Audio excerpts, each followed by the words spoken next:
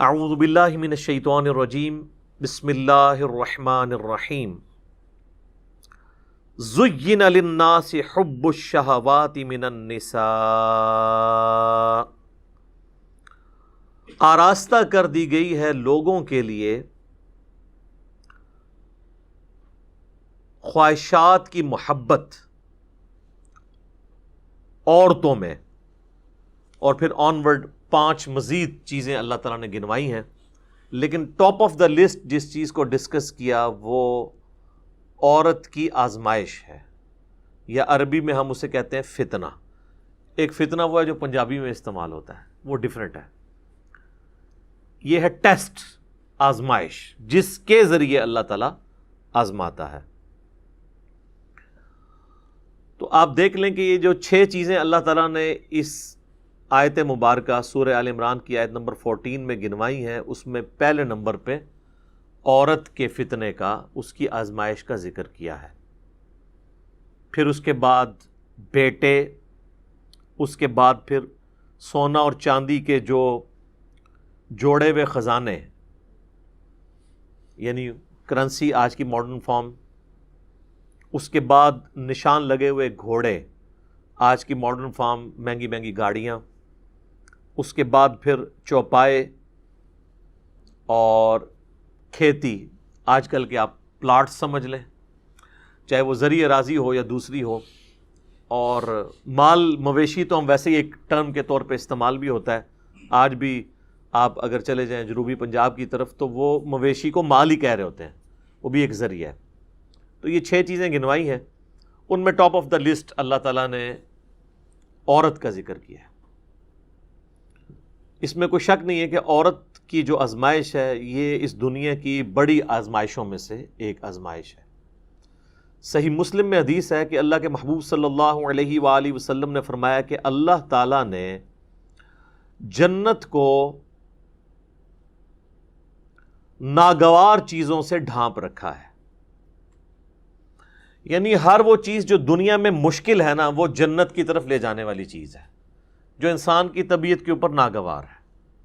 ظاہر ہے نمازوں کی مشقت، روزوں کی مشقت، حلال اور حرام میں فرق کرنے کی مشقت، آنکھوں کی حفاظت کی مشقت، پیٹ کی حفاظت کی مشقت، ہاتھوں کی حفاظت کی مشقت، زبان کی حفاظت کی مشقت، یہ تمام ناگوار چیزیں ہیں۔ یعنی ہر وہ چیز جو دنیا میں کرنے سے اللہ تعالیٰ نے منع فرمایا ہے، اس کی اٹریکشن چونکہ دل کے اندر ڈال دی ہے، لہٰذا اس چیز سے رکنا یہ ناگوار چیز ہے۔ تو مسلم شریف کی حدیث کے الفاظ ہیں کہ اللہ تعالیٰ نے جنت کو ناگوار چیزوں سے ڈھانپ رکھا ہے اور جہنم کو خوشنما چیزوں سے ڈھانپ رکھا ہے۔ یعنی جہنم کے اوپر جس کو ہم کہتے ہیں نا کہ اڑنگا لگایا ہوا ہے کہ کوئی بھی پاس سے بھی گزرے گا اس کی طرف اٹریکٹ ہو جائے گا۔ دنیا میں ہر وہ چیز جو خوشنما دکھتی ہے، جس کی طرف دل اٹریکٹ ہوتا ہے اور اس کو کرنا بھی آسان ہو جاتا ہے، ظاہر برائی کو کرنا دنیا میں آسان ہے ایز کمپیئر ٹو نیکی کرنے کے، تو وہ تمام کی تمام خوشنما چیزیں بظاہر خوشنما ہیں لیکن وہ جہنم کی طرف لے جانے والی۔ اسی کی ایکسپلینیشن اس حدیث میں ہے جو سنن ابی داؤد، جامعہ ترمذی، سنن نسائی، ابن ماجہ میں موجود ہے کہ جب اللہ تعالیٰ نے جنت کو پیدا فرمایا تو حضرت جبرائیل علیہ السلام سے کہا کہ جائیں اور جنت دیکھ کر آئیں۔ تو جب واپس آئے تو اللہ نے پوچھا کیسا پایا؟ تو انہوں نے کہا یا اللہ کمال جگہ تو نے بنائی ہے، مجھے ہی نہیں لگتا کہ کوئی شخص تن من دھن نہ لگا دے اس جنت میں پہنچنے کے لیے، یہ تو ساری جنت میں پہنچ جائیں گے، جگہ ہی ایسی ہے۔ اللہ تعالیٰ نے پھر جنت کو ناگوار چیزوں سے ڈھانپ دیا اور پھر کہا کہ اب جا کے جنت کو دیکھو۔ جنت کو جب جبرائیل علیہ السلام نے دیکھا تو انہوں نے کہا یا اللہ مجھے نہیں لگتا کہ اب کوئی شخص جنت میں جانے میں کامیاب ہوگا، کیونکہ تو نے اس میں ہرڈلز ہی اتنی ڈال دی ہیں کہ جنت تک پہنچنے کے لیے وہ تمام آبسٹیکلز عبور کرنی پڑیں گی۔ پھر اللہ نے کہا جا کے ذرا جہنم کو وزٹ کرو۔ واپس آئے، کہا یا اللہ توبہ توبہ، یہ تو بڑی سختی کی جگہ ہے، کوئی شخص بھی کوئی ایسا عمل کرنے کی کوشش نہیں کرے گا کہ وہ اس تک پہنچ جائے۔ پھر اللہ تعالیٰ نے جہنم کو خوشنما چیزوں سے ڈھانپ دیا اور پھر فرمایا کہ جاؤ اب جا کے جہنم وزٹ کرو. وہ جب وزٹ کر کے آئے تو انہوں نے کہا یا اللہ مجھے نہیں لگتا کہ کوئی بندہ جہنم میں جانے سے بچ سکے گا، کیونکہ اٹریکشن ہی اتنی رکھی ہے تو نے، جہنم کے اندر نہیں، جہنم کے باہر، جس کو پنجابی سے کہنا ہے کڑگا لگیا ہوا ہے شکار کرنے کے لیے. اسی آزمائش کے اوپر تو پھر جنت ہے. تو وہ جو خوشنما چیزیں جنہوں نے جہنم کو ڈھانپ رکھا ہے، ان میں سے پہلی چیز عورت کا فتنہ ہے. صحیح مسلم میں حدیث ہے، نبی صلی اللہ علیہ وآلہ وسلم نے فرمایا کہ دنیا متاع ہے، برتنے کی جگہ ہے، اور سب سے بہترین متاع نیک بیوی ہے. دوسری طرف یہ بھی اسپیکٹ ہے کہ نیک بیوی جنت تک پہنچنے کا ذریعہ بن سکتی ہے. عورت آزمائش ضرور ہے، لیکن اگر نیک عورت ہوگی، نیک بیوی ہوگی، تو دنیا میں اس سے بہترین برتنے کی کوئی چیز نہیں ہے. دنیا میں بھی نفع اور آخرت میں جانے کا، جنت میں جانے کا سبب بھی. ایک اور حدیث ہے بخاری اور مسلم دونوں میں، نبی صلی اللہ علیہ وآلہ وسلم نے فرمایا میں اپنے بعد تمہارے لیے عورت سے بڑا کوئی فتنہ شمار نہیں کرتا. یہ آپ علیہ السلام نے اپنے وفات کے دنوں میں وصیتیں کرتے ہوئے فرمایا کہ میرے بعد سب سے بڑی آزمائش جو تم پہ ہے وہ عورت کے فتنے کی شکل میں آئے گی. اب عورت کا فتنہ ایک تو سیکس کے پوائنٹ آف ویو سے بھی ہو سکتا ہے، اور ایک اس پوائنٹ آف ویو سے کہ کوئی شخص اپنی بیوی کی محبت کے اندر جو جائز ہے ایکسٹریم رویہ اڈاپٹ کرے کہ اللہ کی حدوں کو توڑ دے، یا بیویوں کے ساتھ حسن سلوک نہ کرے اور ان کے جو جائز حقوق ہیں ان کو نہ دے، اور اس کے سبب اللہ تعالیٰ کے وہ عذاب کا مستحق ہو جائے. دونوں صورتوں میں عورت آزمائش ہے. ایک اور حدیث ہے بخاری اور مسلم میں، تیسری حدیث، یہ آلموسٹ 12 احادیث ہیں جو میں اس میں کور کروں گا. تیسری حدیث بخاری اور مسلم دونوں میں موجود ہے. دو تو میں چونکہ تمہیدن بیان کر چکا ہوں، یہ 10 احادیث ہے کنزیکٹو، کہ نبی صلی اللہ علیہ وآلہ وسلم نے فرمایا کہ عورتوں کے پاس جانے سے بچو، یعنی ان عورتوں سے مراد غیر محرم عورتیں. تو صحابہ نے پوچھا کہ دیور کے بارے میں آپ کا کیا پوائنٹ آف ویو ہے؟ تو آپ نے فرمایا دیور تو موت ہے، یعنی سب سے زیادہ پردے کا اہتمام دیور سے کرنے کی ضرورت ہے. اور ظاہر ہے ایک گھر کے اندر تو فزیکل پردہ مشکل ہے، بہتر تو یہ کہ الگ گھر ہو، تو وہاں پھر نگاہوں کا پردہ ہوگا، نگاہ جھکا کر بات کرنا، جسے غض بصر کہا جاتا ہے عربی میں. سورۃ النور کے اندر اس کی تلقین ہے. اس کانٹیکسٹ میں میں نے دو ڈیٹیل لیکچر دیے ہیں. مسئلہ نمبر 161A غض بصر سے متعلق 17 صحیح الاسناد حدیث، اور اسی کا پارٹ B تھا 161B مسئلہ عورتوں کے حجاب اور پردے سے متعلق. چوتھی حدیث جامعہ ترمذی میں ہے کہ نبی صلی اللہ علیہ وآلہ وسلم نے فرمایا کہ جب کوئی دو مرد و عورت کسی جگہ الگ ہوتے ہیں، اب ظاہر ہے اس سے مراد میاں بیوی نہیں، جو نامحرم رشتہ ہے، تو تیسرا ان میں شیطان ہوتا ہے. تو یہ جو لوگ کہتے ہیں نا جی ہماری محبت بڑی پاکیزہ محبت ہے، اور ہر بندے نے پاکیزگی کی لمٹس بھی اپنی رکھی ہوئی ہیں. کوئی شخص صرف فون پہ بات کرنے کو پاکیزہ محبت سمجھتا ہے، کوئی ہاتھ لگانے کو پاکیزہ محبت سمجھتا ہے، کوئی ایک سٹیپ اس سے آگے جانے کو پاکیزہ محبت سمجھتا ہے، اور اس سے آگے جانے کو وہ گناہ شمار کرتا ہے.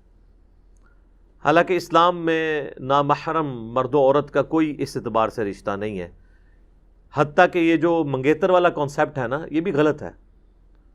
منگیتر بھی آپس میں نامحرم ہے جب تک کہ نکاح نہ ہو جائے. آفیشیل بانڈنگ جو شریعت میں ہے وہ نکاح کا بانڈ ہے. تو بہتر یہ ہے کہ یہ منگنی کرنے کی بجائے نا نکاح ڈائریکٹ کرنا چاہیے. اس کے بعد اگر مرد و عورت آپس میں فون کے اوپر رابطہ رکھنا چاہتے ہیں تو وہ ضرور رکھیں، لیکن فون تک ہی، اس سے آگے نہیں.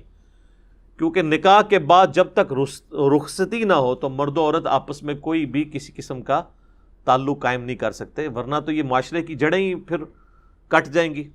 اور اس قسم کے کیسز پھر سامنے آتے ہیں اور وہ آپ جوڈیشری میں بھی پروف نہیں کر سکتے، اور پھر معاملات کہاں سے کہاں بگڑ جاتے ہیں.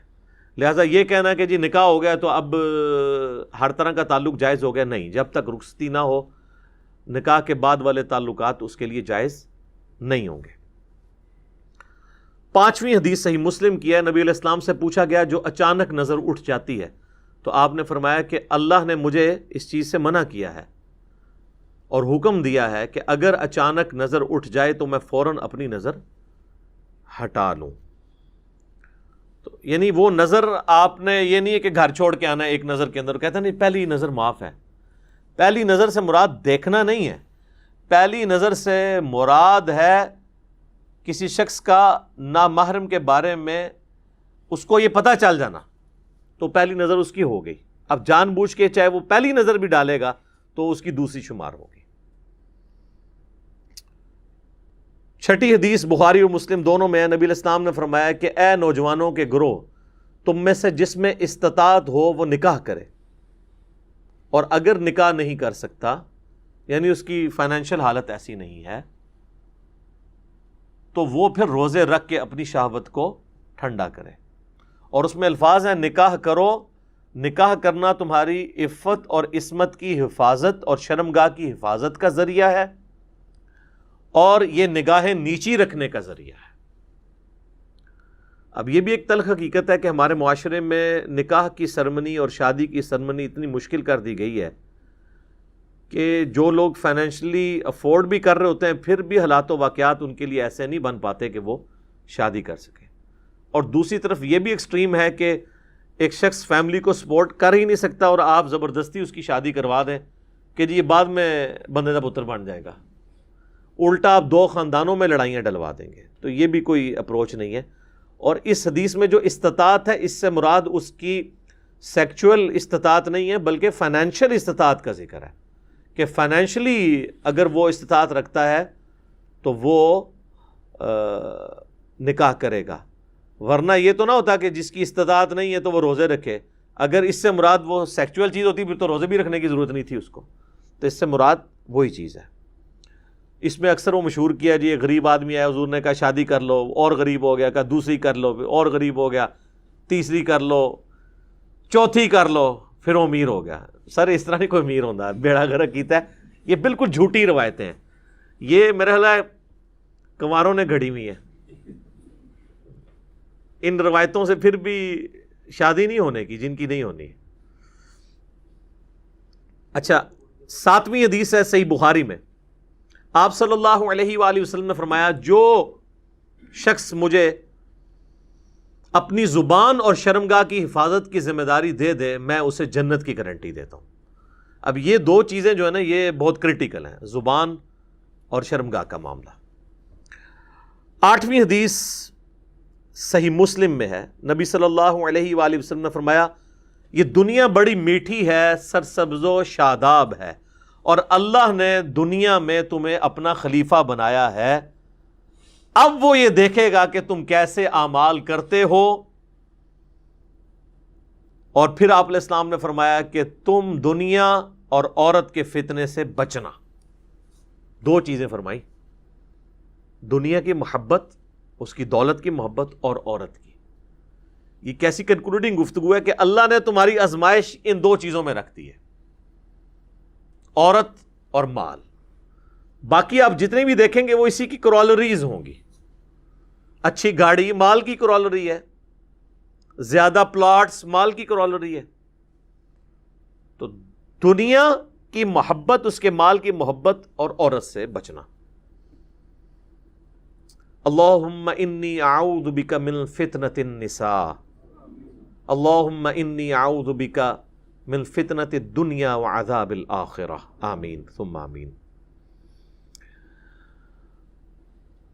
9ویں حدیث جامعہ ترمذی میں ہے، نبی علیہ السلام نے فرمایا تم نے کوئی بھی 2 محبت کرنے والے میاں بیوی سے بڑھ کر نہیں دیکھے ہوں گے۔ یعنی یہ حقیقت بات ہے، دنیا میں جو اللہ نے محبت میاں بیوی کے درمیان رکھی ہے نا، اس طرح کی ایکسٹریم محبت اور کلوزنس کسی بھی اور رشتے کے اندر نہیں ہے۔ اسلام میں خاندان کی اکائی ہی میاں بیوی ہیں۔ ویسے انڈیا پاکستان میں تو ماں باپ کو ذرا اوپر کا درجہ دیا جاتا ہے، وہ جس لیول پہ درجہ ہے وہ اپنی جگہ ہے، لیکن جو بیسک یونٹ ہے نا خاندان کا، وہ میاں بیوی کا رشتہ ہے. اسی لیے تو مسلم شریف میں آتا ہے نا کہ شیطان کا تخت پانیوں پہ لگا ہوا ہے. جو آج کل کے ماڈرن اسکالرس کا موقف ہے، ہو سکتا ہے یہ برمودا ٹرائنگل پہ ہی شیطان کا تخت لگا ہو، اور وہ شام کے وقت اپنے سارے چیلوں سے رپورٹ لیتا ہے. تو ہر اس کا چیلا آ کے مختلف قسم کے گناہ گنواتا ہے کہ آج میں نے فلاں سے فلاں کروائی، فلاں سے فلاں گناہ کروایا. ایک چیلا آ کے کہتا ہے آج میں نے میاں بیوی کے درمیان علیحدگی کروا دی ہے. تو شیطان کسی سے خوش نہیں ہوتا، اس سے خوش ہوتا ہے اور اسے گلے لگا کے ملتا ہے کہ اصل کام تو نے کیا ہے. کیونکہ میاں بیوی کے درمیان جدائی ہو گئی تو اولاد تو ویسے ہی گئی، معاشرے کے لیے ناسور بن گئی اولاد بھی، اور بعض اوقات ایسی عورتیں یا ایسے مرد بھی ناسور معاشرے کے لیے بن جاتے ہیں اگر دوبارہ ان کا پیچ اپ نہ کہیں پہ ہو سکے. تو تم نے کوئی بھی محبت کرنے والے میاں بیوی سے بڑھ کے نہیں دیکھے ہوں گے. 10ویں حدیث صحیح مسلم میں ہے، نبی صلی اللہ علیہ وآلہ وسلم نے فرمایا سبحان اللہ کہنا بھی صدقہ ہے، الحمدللہ کہنا بھی صدقہ ہے. یہ صدقہ پنجابی والا نہیں، عربی میں صدقہ کہتے ہیں نیکی کے کام کو. اللہ اکبر کہنا بھی صدقہ ہے، لا الہ الا اللہ کہنا بھی صدقہ ہے، اور راستے سے تکلیف دہ چیز کو دور کر دینا بھی صدقہ ہے. امر بالمعروف و نہی عن المنکر، لوگوں کو نیکی کا حکم دینا اور برائی سے روکنا، یہ بھی صدقہ ہے. حتیٰ کہ تمہارا اپنی بیویوں کے ساتھ ازدواجی تعلق قائم کرنا بھی صدقہ ہے. باقی ساری باتیں تو صحابہ کو سمجھ آ گئیں. آخری بات پہ انہوں نے کاؤنٹر کوسچن کیا، یا رسول اللہ ایک پیور ایک اینیمل انسٹنکٹ والی جو ایکٹیویٹی ہے اس پہ بھی نیکی ہے. تو آپ نے فرمایا اگر تم یہی ضرورت کسی ایسی عورت سے پوری کرو جو تمہارے لیے حلال نہیں ہے تو کیا تمہیں گناہ ملے گا؟ صحابہ نے کہا یا رسول اللہ ملے گا. تو فرمایا کہ پھر تمہیں اپنی بیویوں کے ساتھ ازدواجی تعلق قائم کرنے پر ثواب بھی ملے گا. یہ ہے نیکی کا کانسیپٹ اسلام کے اندر. تو یہ میں نے 12 احادیث کور کی ہیں آلموسٹ. اس میں نے کراس ریفرنس میں مزید بھی کر دی، 2 تمہیدن اور 10 جو ہے وہ عورتوں کے فتنے کے پوائنٹ آف ویو سے. ابھی بھی کئی باتیں جو بیان ہو سکتی ہیں، لیکن یہ قرآن کلاس اس کی متحمل نہیں کہ میں اسے ڈیٹیل سے بیان کروں. مسئلہ نمبر 161A، نگاہوں کی حفاظت سے متعلق 17 صحیح الاسناد احادیث اور قرآن حکیم کی آیات سورۃ النور کی، اور اسی کا پارٹ B تھا 161B مسئلہ، وہ عورتوں کے حجاب سے متعلق. اور ایک اور میرا لیکچر ہے مسئلہ نمبر 51، رزق حرام کی مذمت، دنیا پرستی کا انجام اور اس کا علاج. اس میں نے 11 آیات قرآن حکیم سے کراس ریفرنس کے طور پر دنیا کی مال کی محبت کے حوالے سے ڈسکس کی ہیں، اور 17 صحیح الاسناد احادیث بھی اس میں ڈسکس کی ہیں. آج اس ڈیٹیل میں جانے کی ضرورت نہیں ہے. بہرحال چونکہ یہ ایک کریٹیکل ٹاپک تھا اور پوری دنیا میں مانا جاتا ہے. فرائیڈ بھی یہی کہتا ہے کہ دنیا میں سب سے امپورٹنٹ جذبہ جو ہے وہ سیکس کا ہے، باقی ساری چیزیں بعد میں آتی ہیں. اور دیکھیں کسی حد تک قرآن نے اس کی بات سپورٹ کی ہے، یا آپ کہہ لیں کہ اس نے قرآن کی بات کو سپورٹ کیا ہے، ظاہر ہے وہ تو بعد میں آیا ہے.